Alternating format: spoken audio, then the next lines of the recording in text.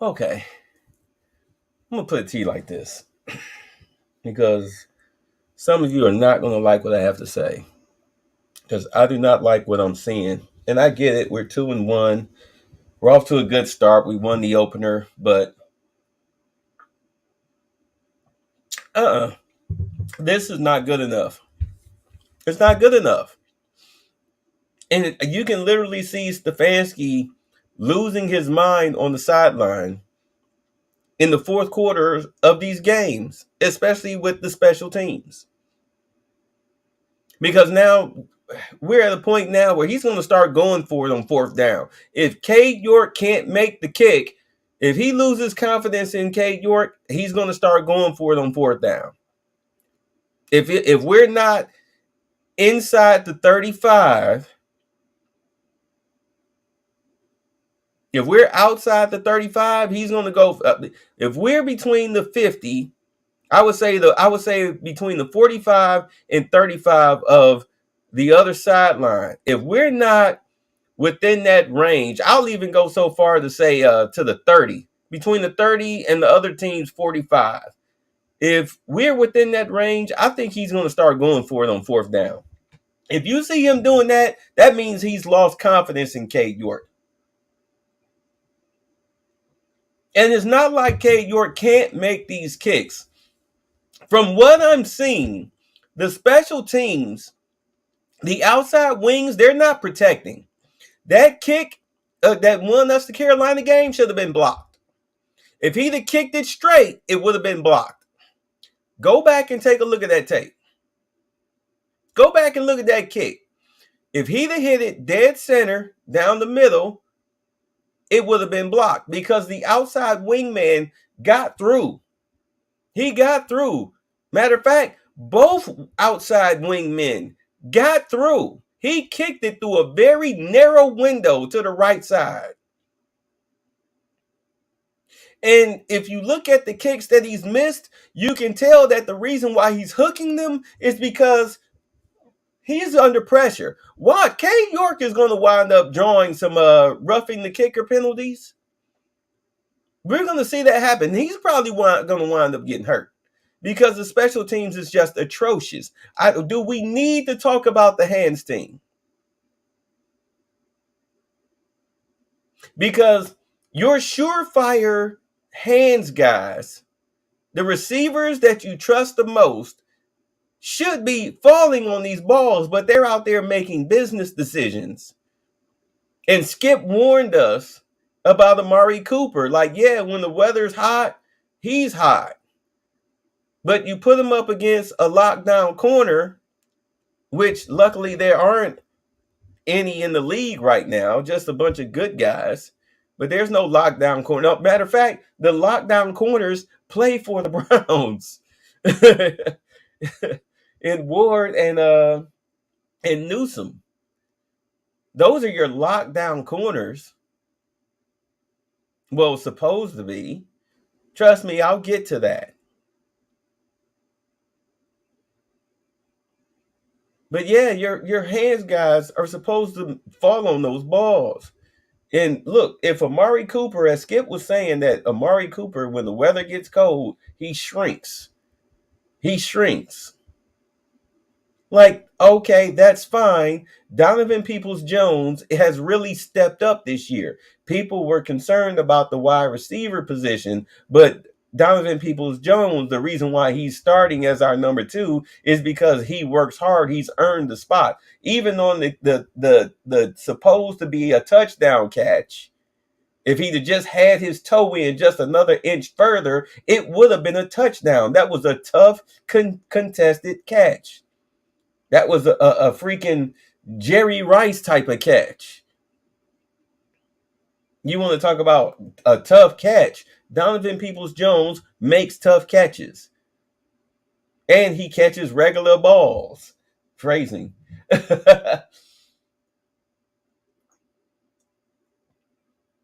And people are wondering, well, where is he right now?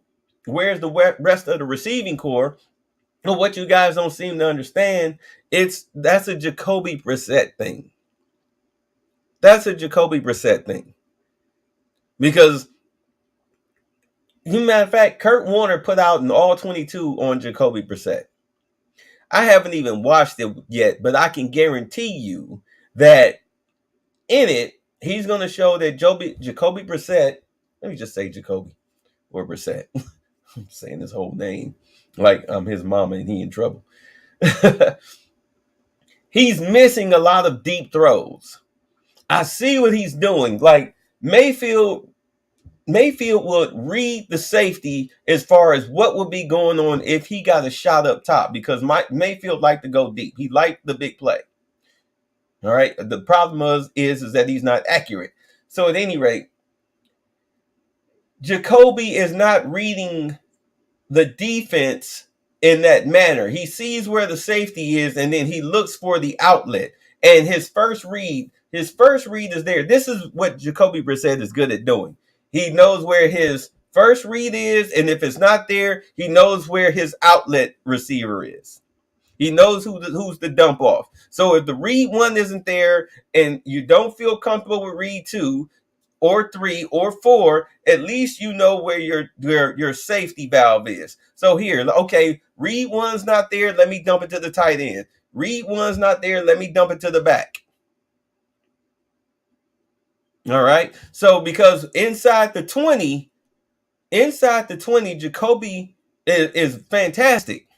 It's fantastic. But it's outside the 20s. When you get to the 20 pluses, you're not seeing those passes out of him. I think you saw 2. One of them was called back because of a penalty, and one of them was late in the game, which, I mean, you saw it coming. The Browns have been setting them up with the play action pass. I'm like, okay, eventually they're going to take a shot deep. And they did. But that flea flicker pass where, they 3 different offensive players touched the ball, that play, yeah. If you watch the replay of the play, you'll see, I don't know what wide receiver it is, but it may have been Cooper. He was streaking downfield with the nearest Steeler 5 yards behind him, and he had his hand up. He was wide open. It would have been an easy touchdown. But nope, Jacoby checked it down. Didn't feel confident enough to make the throw. So he dumped it down to Hunt, to the running back. Oh, yeah. Njoku had a hell of a day against the Steelers. You know why? He kept dumping it to him. Because that was the game plan. Just dump it to the tight end. We're going to make the safety valve is going to be the main target. So your main thing is if the wide receivers aren't open, because when they bring the safety down to double Njoku, then you should have one-on-one coverage. All right, with Cooper hitting. That's been the Browns' offense the past 2 weeks. That's been it. That's why the other wide receivers aren't getting the ball like they were in week 1. Because the Panthers worked hard to try to take Cooper out the game. So, Jacoby Brissett, there I go again, just went over to Donovan Peoples-Jones. And he had a hell of a, welcome to being a starter game. I think he had like 8 catches, 126 yards, and a touchdown or something like that. But it's fine. Our running game, because we have a top 5 offensive line that is playing its third string center, a guy who may or may not have been on the practice squad, is starting at center. And just to show you just how good our front office and our scouting department is, this guy is in there and we don't even know his name. And the offensive line hasn't missed a beat. Outside of Antonio stumbling all over the place. Come on, Hope, man. Get your feet together. He's the oldest member on the Brown. He's the longest tenured Brown, by the way, if you guys haven't been paying attention. Yeah, Joe Bitonio is he's the longest tenured Brown on the team. Yeah, everybody, ever since the day he was drafted, everybody since the day he's been drafted is gone. He's the only mainstay. Yeah, the line is blocking absurdly good. Chubb and Chunt are averaging over 5 yards a carry easily. Wait until Ford and Johnson get in there. Like, trust me, we've got a four-headed monster, and we're going to ride these guys. Chubb is going to probably get offensive MVP. We're going to send some offensive linemen to the Pro Bowl. All right. The whole situation with Jacoby Brissett, look, let me just dead this whole Jacoby Brissett argument right now. He could have a Baker Mayfield 8-game stretch where we're putting teams away 35-10 and 38-13 at the half, like Baker was doing during those 8 games in which he actually trusted Stefanski and played within the offense. Yeah, Jacoby Brissett could do that.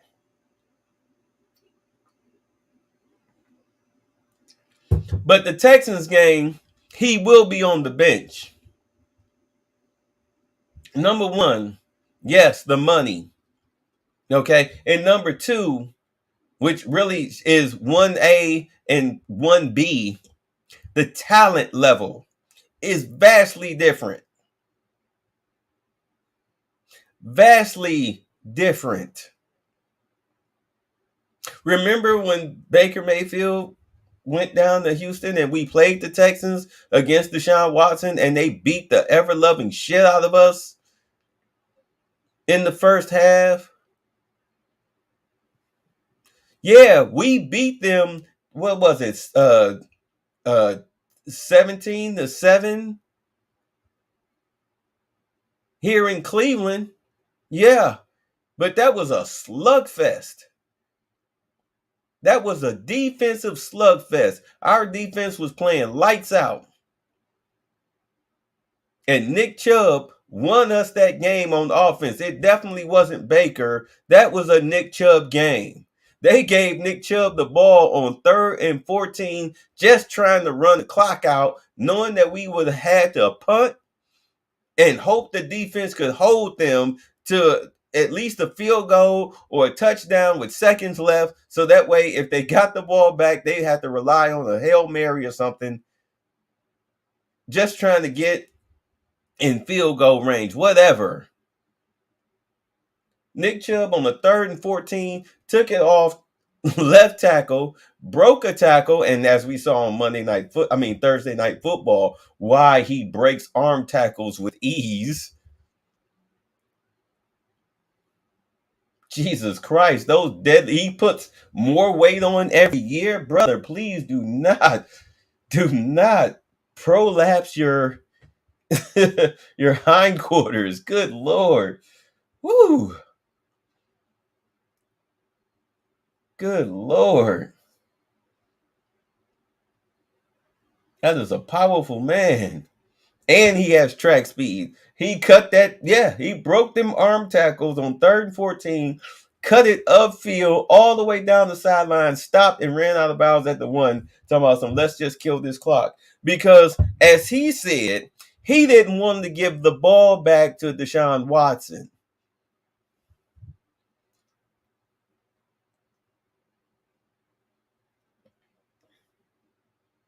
Actually, we won that game 10-7. We won that game 10-7. If he'd have went in, it would have been 17-7. And it would have clinched the game. But I guess Nick Chubb kind of foreshadowed what was going on this year.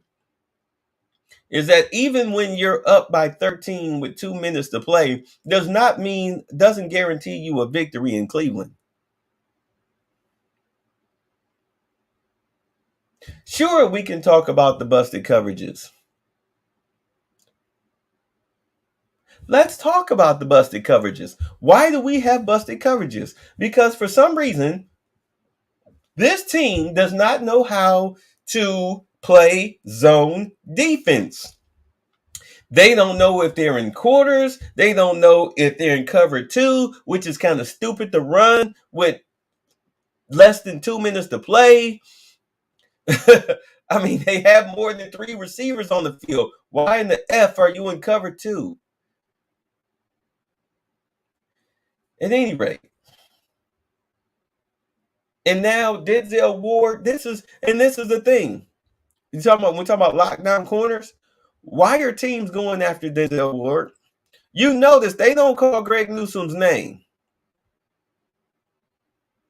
And to think we almost traded him to the Texans trying to get Deshaun Watson. We don't hear Greg Newsome's name. You know why? Because he's locking people down. He is a lockdown corner. Denzel Ward, people are saying it seemed like as soon as he got his money, he just lost focus. He out there reading his press clippings. Like, dude, go out there and earn that fucking paycheck. Be the lockdown corner. What are you doing? It was so bad we had Emerson out there trying to cover an obvious fade pattern. That should have been you out there, not Emerson, the rookie. I know the other guy was a rookie, but shit, everybody knows what the play is. Everybody knew that was a fade pattern. So why are Denzel? You like, no, let me welcome this rookie to the NFL.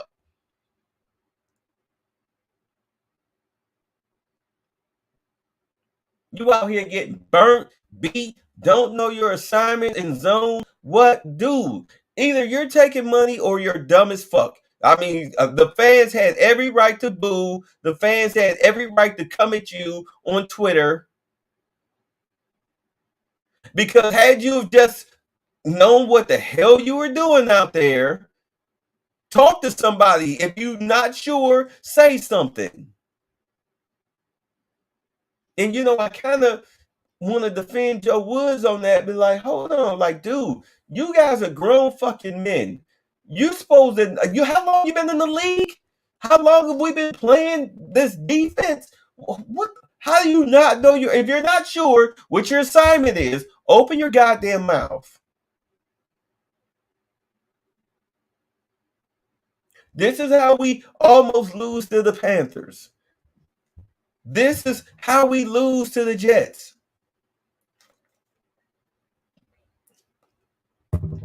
And we almost lost to the Steelers. I know what the score was, but you take away that touchdown. And it's a game. People will think, oh, that was a slugfest. When really it kind of wasn't. The problem is that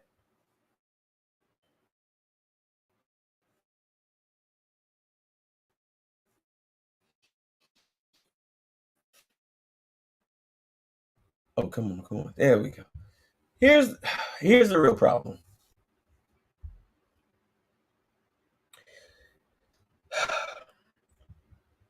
Of course, we came into this season knowing that Deshaun Watson was going to get suspended. We all knew that. We just needed to know how many games. It went from 6 to 11. Okay, so cool. He'll be back week 12. We just need Jacoby Brissett to just hand the ball off, make easy throws, just move the chains, and the defense will take care of the rest. That's what everybody was hoping for. Those who know football was hoping that the defense and the special teams would carry this team. Every drive, of course, is not going to culminate into a touchdown, but Brissett, can you at least get us to, if you can just get us to the 35, we're good. We drafted this kicker, 4th round from LSU. He's supposed to be Mr. A freaking kick god, the real kick god. After week 1, shoot, we trying to find nicknames for the kid. So all we need you to do is just at least get us to the other opponent's 35-yard line. Can you at least do that? Jacoby Brissett is capable of doing that. But the thing is that the defense has not lived up to its money or what's supposed to be its talent level. And you've got 3 deficiencies. Deficiency number 1, your defensive tackles. Pittsburgh Steelers was not supposed to be able to move the ball like that on us with the running game. I get it. Clowney is out. You should have addressed that in the draft. Should have addressed it in the draft. Should have addressed it in the draft. I don't even know the point of drafting David Bell if he's not really part of some type of offensive scheme like that. He's just another body out there. I get it. You needed to upgrade, but I mean, you really should have thought about defensive tackle more than just Perion Winfrey, who for some reason isn't even playing because of disciplinary reasons. I don't know. Like I'm beyond that. But Sue is out there. I'd rather you put Sue out there because Myles Garrett cannot do it by himself. I'm gonna tell you right now, without Clowney on the other side, it's basically Myles Garrett out there by himself. Especially if you're not trying to run any type of blitz packages or anything like that, where you at least run the blitz where Myles' side is.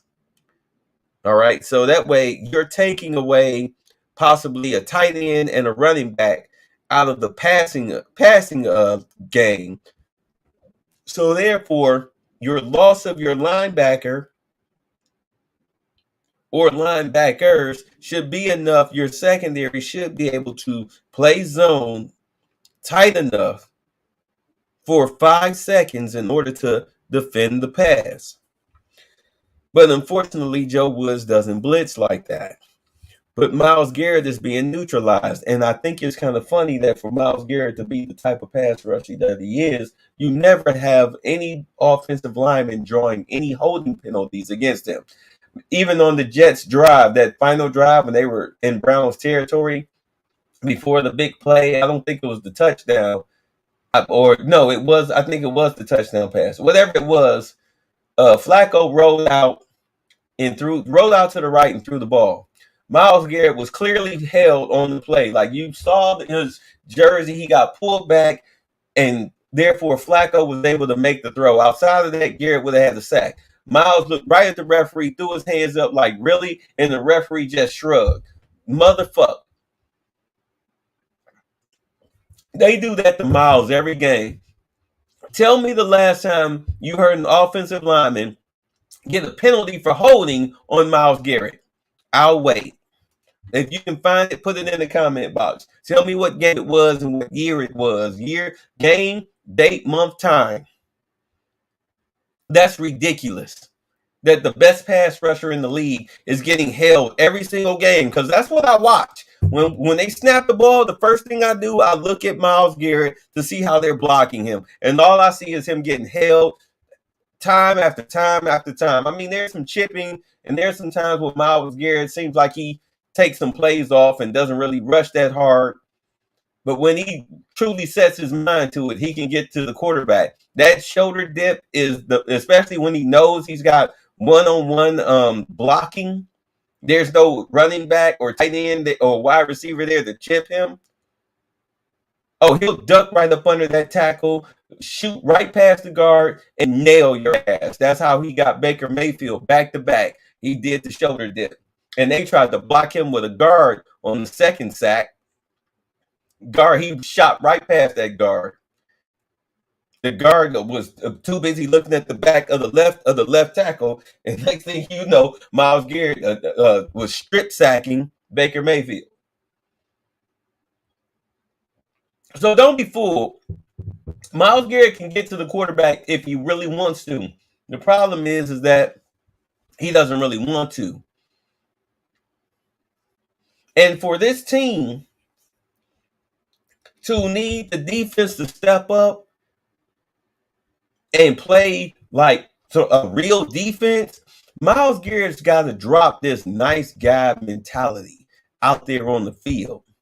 Stop being the guy. When you're out there on the field, you're not the guy that somebody can punch you in the face and drive off in their truck. I punched Myles Garrett. And then you say, well, shit, I didn't even know what happened until after he drove away. I didn't even feel it. I thought, like, a bug had hit my cheek. Yeah, I get it. You Myles Garrett. I mean, we see how much of a physical specimen that you are. Well, just like LeBron James, you need to. LeBron James had the killer instinct when he took the Cavs to the finals that one year, and then the following year, up until that whole Delonte West situation came about, he had a killer instinct. Ever since then, he just stopped having a killer instinct. Myles Garrett needs to find that killer instinct. When you out there on the field, you are a gladiator. Nobody should be able to block you. Nobody should be able to stop you. And if you've got a clean shot on the quarterback, you're supposed to make him feel that shit. I'm not saying be dirty, but you can whack the shit out of him on a strip sack. If you're not going to try to kill him, at least, or put a hurting on him, then at least go with the strip sack, where you just swat the ball, grab him, swat at the ball, and spin him around and fling him to the ground like a rag doll. Play some goddamn defensive football. You're not an offensive lineman.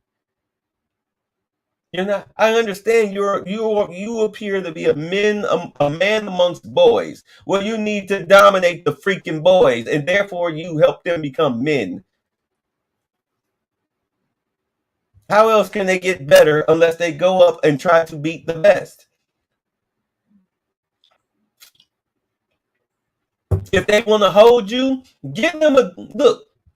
Myles, if they hold you, we have no problems with you giving them a Deacon Jones head slap on the next play. Whack. We'll gladly take the 15-yard penalty. But you let that dude know, hold me again and see what I do next. And this time the ref ain't going to call it. That's all you got to say. We'll gladly take that 15 yards because guess what? I bet you won't get held no more. I bet you that that offensive tackle won't see you as some type of soft-hearted bitch. Hell, you are Superman out there playing like Clark Kent. Get it together. Unleash the beast in you. Damn. Shit. You're going out there all mild-mannered. Quit it.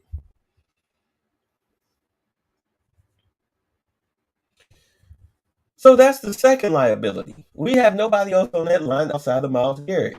Denzel Ward is not playing up to his contract. Myles Garrett is out there by himself and he's playing soft. And our biggest liability is John Johnson III. This guy. Okay, 2 years ago, when we were playoff bound, I didn't get much from him, but it was even worse because we were getting beat at the slot wide receiver position because Troy Hill was trash. He's just garbage. He was just getting burnt left and right. Our secondary was terrible because he couldn't cover. And because of his woes, we had no idea how bad Johnson was. I knew. I figured out how. That's my phone. I figured out how bad John Johnson was in week 1 against Kansas City last year, when he made no attempt to play the ball, totally lost track of where Tyreek Hill was, let him make the catch, and then score on him. And he just looked like he just had no idea where he was on the field or anything. And I'm like, dude, you're covering this man one-on-one. Where his location is while you're looking back for the ball is how the fuck you play safety. What the fuck are you doing? You never hear his name saying anything good. He did force the fumble against the Steelers, sure. But at the same time, he got ran over twice at the goal line. The freaking running back, the rookie running back, stiff armed his soul out of him. And then Trubisky just plowed right through him like he was some child. You're supposed to be the strong safety, motherfucker. Where's the thunder? That was the most embarrassing performance I've ever seen a safety have. That's supposed to be a starter for what he's getting paid. To me, he's the defensive version of Austin Hooper. Just garbage, a waste of money. He fleeced us. He fleeced us. I was saying in the Steelers game because he was giving up big catches. And from what I understand, he was the reason why Robbie Anderson had the 75-yarder, against Carolina. But at any rate, the point of the matter is that I would rather the backup play than him because, I say I can forgive physical mistakes over mental because mental tells me that you're not focused. All right, you're out there looking stupid, like you're unprepared. And when that happens, when you're out of position and don't know your assignments and stuff, okay, that right there, you're making the coaching staff look bad. And the coaching staff does not like to look bad. They can forgive the guy running through you and breaking the tackle, or maybe you give up the catch, but you don't give up the touchdown. They can forgive that. But they can't forgive penalties or being out of position. That's Bill Parcells' old school way. I would rather put in the backup.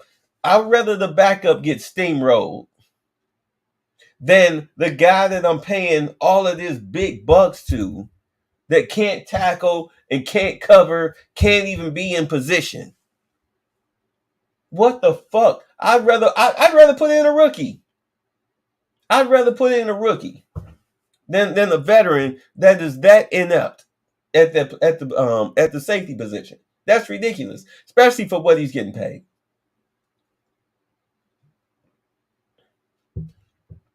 So you got him in the safety spot, just giving up touchdowns and catches and yards. And you got Denzel Ward playing like Greedy Williams. What the hell? And Myles Garrett is out there by himself. Our defense is just as bad as Pittsburgh's. Thank God that Sione Takitaki has come into his own. Walker is now gone, so luckily it looks like Phillips is ready to step up and be a starter.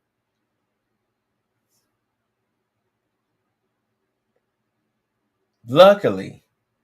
I always had faith in him. And the Browns, they had faith in him too. And of course, JOK, as much as people say that he's not doing anything, in all honesty, they kind of scheming away from him because he's on the same side of the field as Myles Garrett. So as teams scheme away from Myles Garrett, because Pittsburgh schemed about 90% of their plays away from Myles Garrett. If you look at the tape, they were running dreams and screens and draws and going to the right side of the field like crazy because they were staying away from Myles Garrett. They were double and triple teaming him. They were chipping him. They kept Myles Garrett away from the ball, not just away from Trubisky, but from the ball. Period. That's why he only had that one tackle. You guys are complaining, oh, where's Myles? Where's Myles? Well, if you actually watch the play at the line of scrimmage, you'll see where Myles is. Myles is getting held and double and triple teamed. That's where Myles is. This is why you need somebody on the other side. This is why you might actually have to sign Ndamukong Suh because he can stop the run, plug up the hole, and also rush the passer. He's strong enough to bull right through an offensive lineman to create pressure on the passer. So therefore, you put 2 men on him, you're going to have to pick your poison. Either it's either Myles Garrett or Ndamukong Suh. Got to pick your poison. And don't let Clowney come back. Because if Clowney come back and we mess around there and sign Ndamukong Suh, because I don't think we should have got rid of Sheldon Richardson, but I understand that was a salary cap situation. They wanted to bring him back at a cheaper price. At least because he can't rush the passer, but he's at least good at stopping the run. But it was what it was.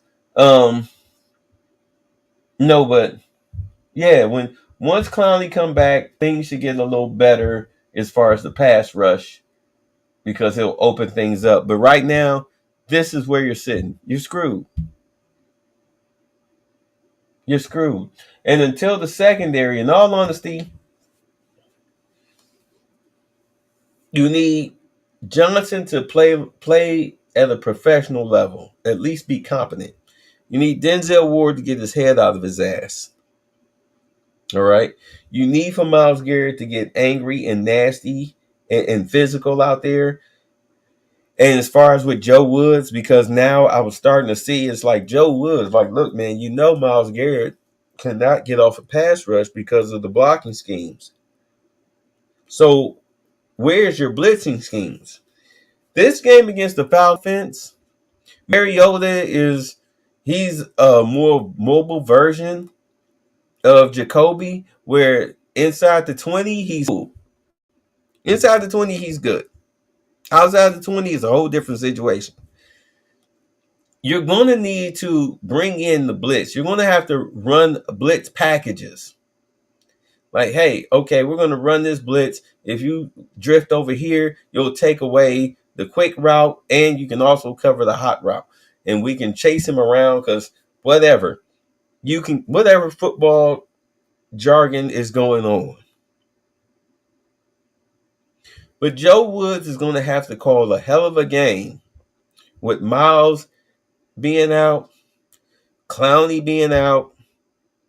So you're playing with 4 guys on the defensive line that barely have more than 4 years experience or at any level whatsoever of being a starter on any team anywhere. This is what you're playing with a shaky secondary and shit. And your starting middle linebacker is out. And JOK, right? Jeremiah Owusu-Koramoah, he's got a gimpy groin. So, or a quad. He got a gimpy quad. So he's going to have to call a hell of a game. Now, offensively, our offensive line, Nick Chubb and Hunt, they should run right through these guys. I mean, I'm here in Atlanta. Their defense is trash. Their defense is trash, but their offense is adequate. So it might be another close game. It might be another close game down here in Atlanta. Because of our defense versus their offense. But as far as our offense versus their defense, it's no match. It's no match. It's no match. They're overwhelmed. They'll be overmatched. We should be able to run right through them, especially down here on this dome. You mess around. Nick Chubb is coming home. He's a Georgia kid. He's coming here to play in the Georgia Dome as a professional for the first time ever. Man, he's going to run off. He's got track speed too. Man, he's going to run. He's going to be fired up. He's going to run all over these freaking Falcons. I'm not worried about winning the game. It's just a simple fact that it looked like it might be another close one. And yes, Jacoby Brissett, he is efficient inside the 20s. He's very efficient inside the 20s. But that's not going to be good enough against some of the better teams in the league that we're going to have to face in the middle of the schedule. Okay? I have no expectations whatsoever. As much as we should be 3-0, I have zero expectations whatsoever of us making the playoffs, and if we do, I have zero expectations of us going to the Super Bowl. All right, zero expectations, simply because Jacoby Brissett is our starting quarterback right now. So I'm looking at us maybe being kind of like close to 500, wavering maybe under or at, or maybe a game or two above 500 by the time Watson comes back. And of course, him having to knock off rust and everything. I don't expect him for the first couple of games to be the world beater Watson that we saw down in Houston. I don't expect that whatsoever. I actually think it's probably going to take him maybe about 3.5 games for him to get comfortable playing football again, if not 4. Hell, maybe even the rest of the season. It might take him the rest of the season and then go through a whole training camp for him to come back and be who he is. But at any rate, because of the talent and the intellect that he is, because he is smart, you don't get to have those tools and be a top 5 quarterback without intellect, which is Baker's problem.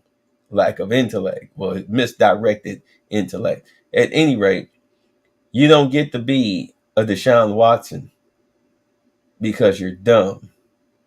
So it's just a matter of, can he pick up what it's like to play football again while on the fly in the middle of games?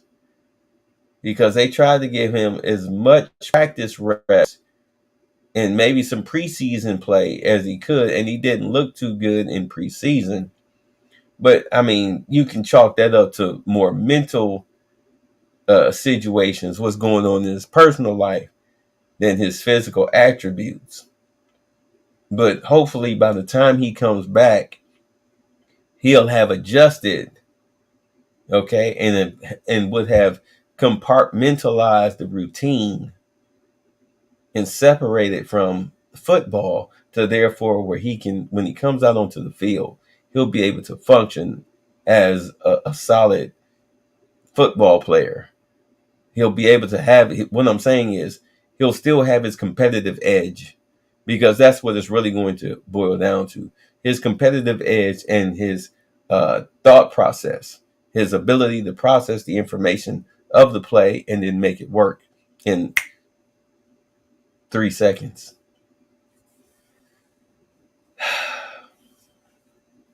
Hopefully he hasn't lost that, because if he has, then we're fucked.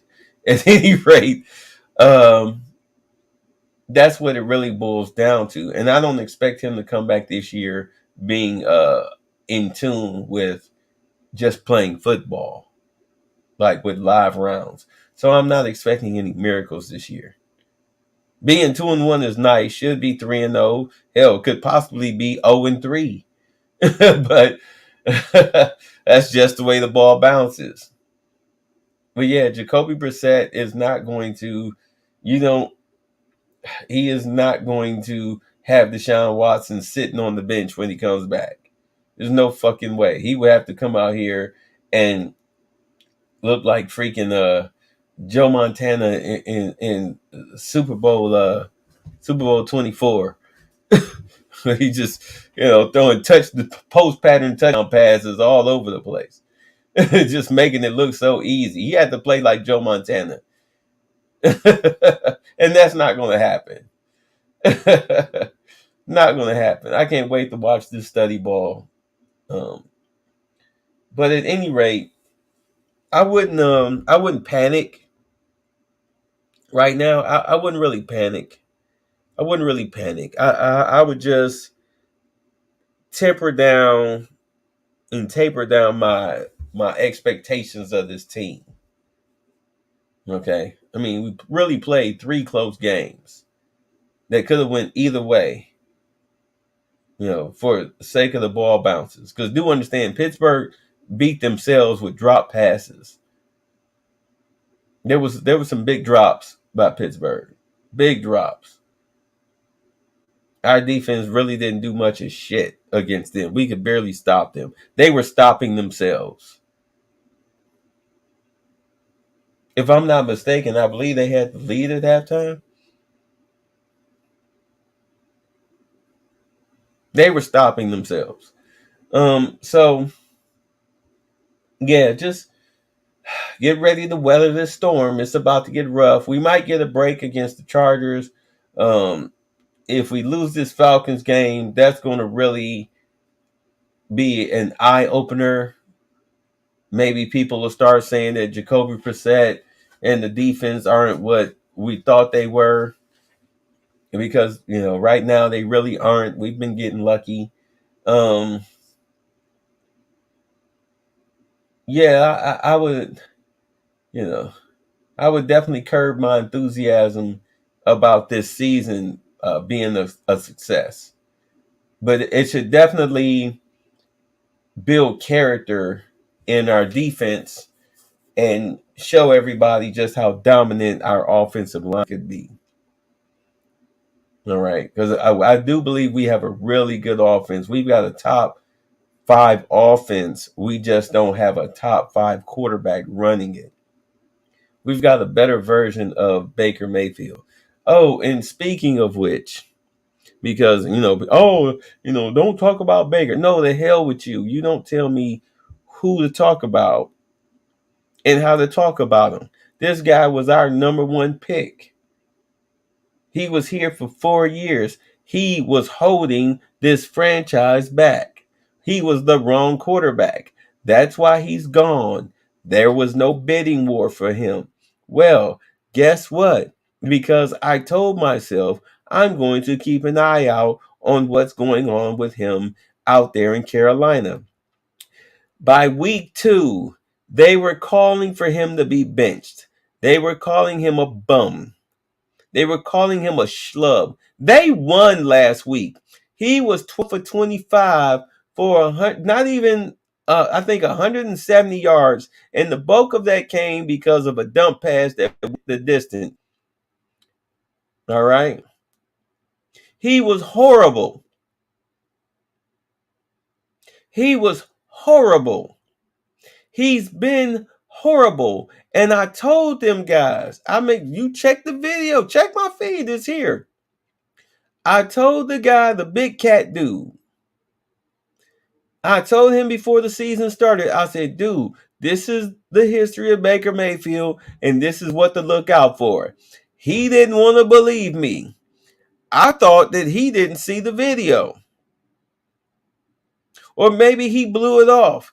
But today, they went live because I'm subbed. I told him I'm gonna subscribe. I'm gonna tune in every Sunday after the game to see what y'all think about this Baker Mayfield guy that a lot of Browns fans thought was worth something. The Baker Bros.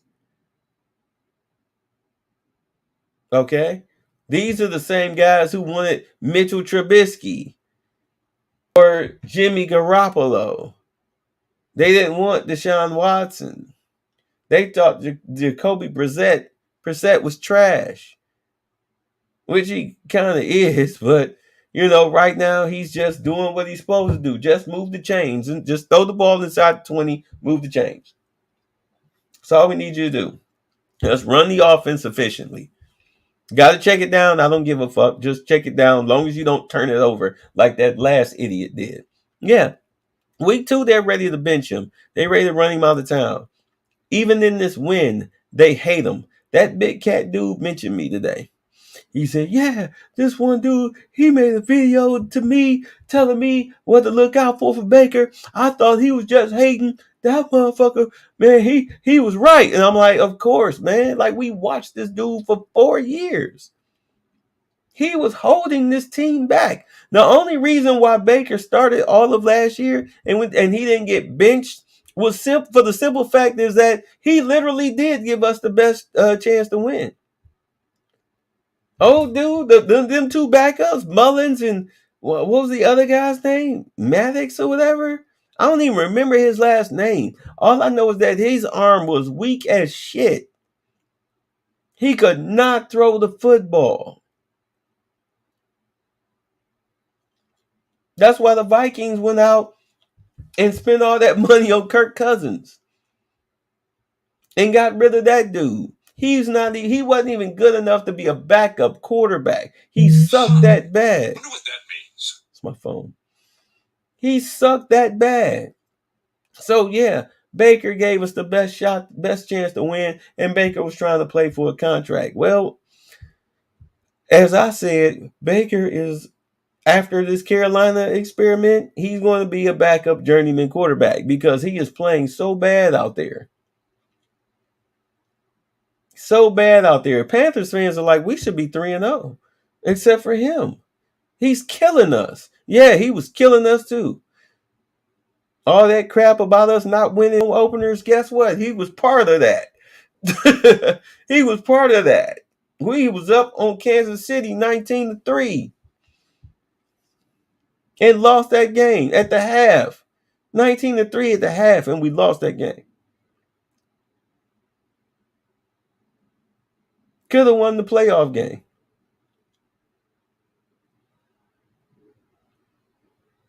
Yeah, he sucked. He sucked. Yeah. There's a reason why nobody wanted him. And everybody that desperately needed a quarterback was going after Deshaun Watson, us included, desperately needing a quarterback. We got our guy. Y'all got our cast off. Y'all thought that y'all was getting a good quarterback. Oh man, the Browns disrespected him. Blah, blah, blah, blah, blah. Yeah.